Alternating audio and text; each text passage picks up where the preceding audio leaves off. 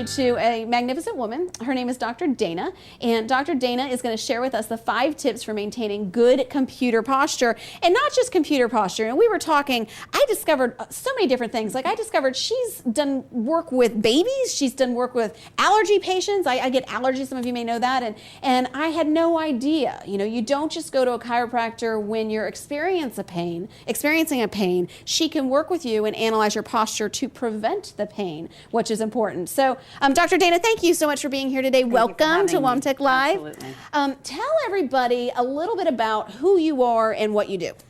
Well, I am a sports medicine chiropractor. I have worked with a wide array of rehabilitative scenarios as well as sports arenas. My main focus is how do we get people better? How do we get people to a point that they actually are more functional? So what do you mean by that? Like, what would be wrong? What are some of the symptoms that people sometimes have that's making them not as functional? Okay. In regards to, we're talking about computer posture today.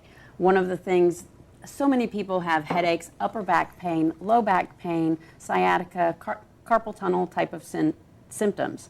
When those happen, what's causing those?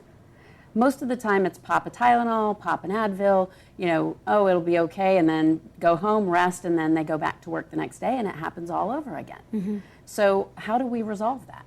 You know, we can do all sorts of simple things that seem to, you know, alleviate it short term, but how do we make it go away long term? Well, I definitely need your help, and that's part of why you're on the show, because I spend almost 8 hours a day like this, you know what I mean? Mm-hmm. And I come home at the end of the day, and it's like the first thing I want is my husband to rub my shoulders and, you know, crack my neck or do something, you know, loosen up a little bit. So what are some of the tips that you would recommend to different women?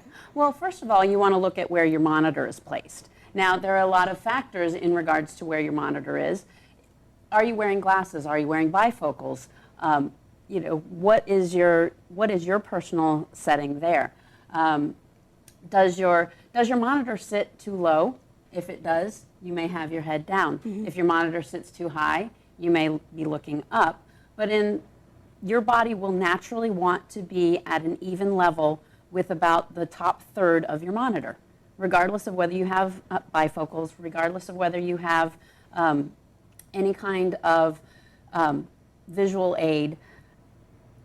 You'll go down like this, or you'll go up like this, and your body will adapt. Your body will totally adapt to where that monitor is placed, and it will be without even any consciousness.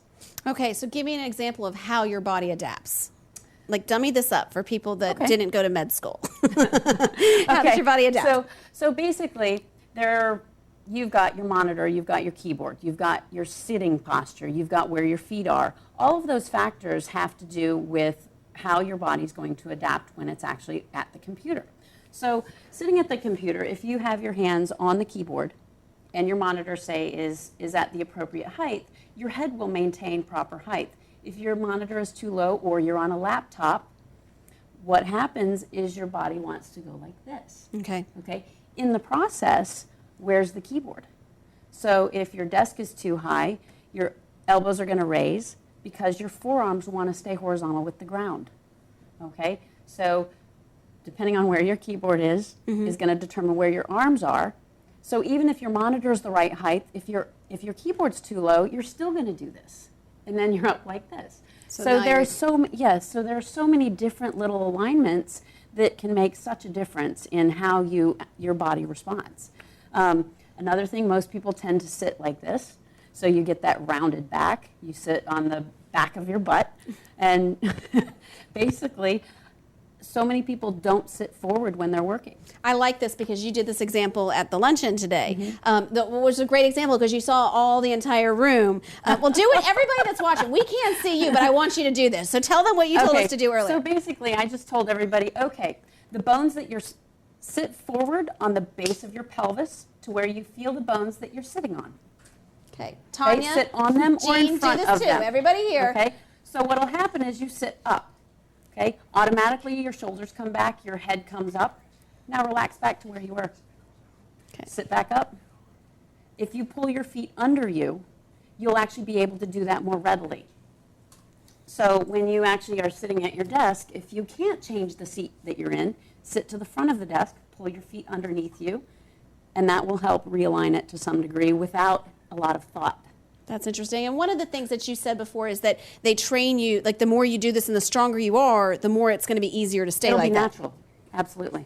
Okay. What would be another tip that you would suggest or idea that you would suggest for somebody that that's at their computer or somebody that wears high heels all the time? You know, give us some other tips or techniques that might be helpful. Well, one of the things that you can change is you can actually change the type of seat that you're on. You can actually change whether you're sitting on a flat seat.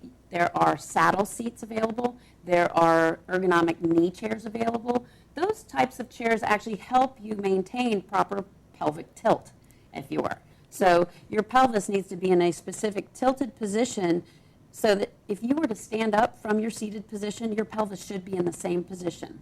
Right. Sitting and standing. Absolutely, that makes complete sense. And you know, I think that the biggest message here that we can convey here is if you're in a position or if you're feeling constant pain in a certain way, you know, we all have to continue to have mobility. We all have to, you know, strengthen our muscles and strengthen our core and do all of that stuff. And the more we do that, the less pain we'll experience because the more healthy we will become. But if you are experiencing pain, instead of popping a pill and ignoring it, I think the message that we need to take away here today is to see somebody that can help identify why you're experiencing that pain.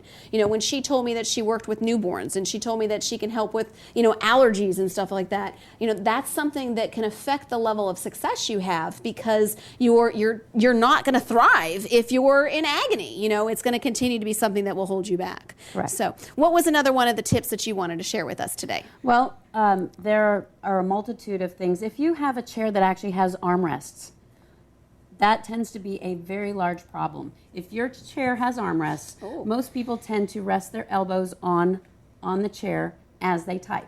When you do that, some people complain of carpal tunnel syndromes. Okay, that's that numbness and tingling that you feel into your hands if you've typed for a long time. Now, are you resting your arm against the edge of your desk? Are you resting your arm on the desk next to you if you have an L-shaped desk? Are you resting your arms on your armrests of your chair? The nerve that controls that runs from your elbow. It's your funny bone. Mm-hmm. It's the same nerve. And if that's compressed, you're going to get those same symptoms. If it may not be carpal tunnel. It may just be your habit.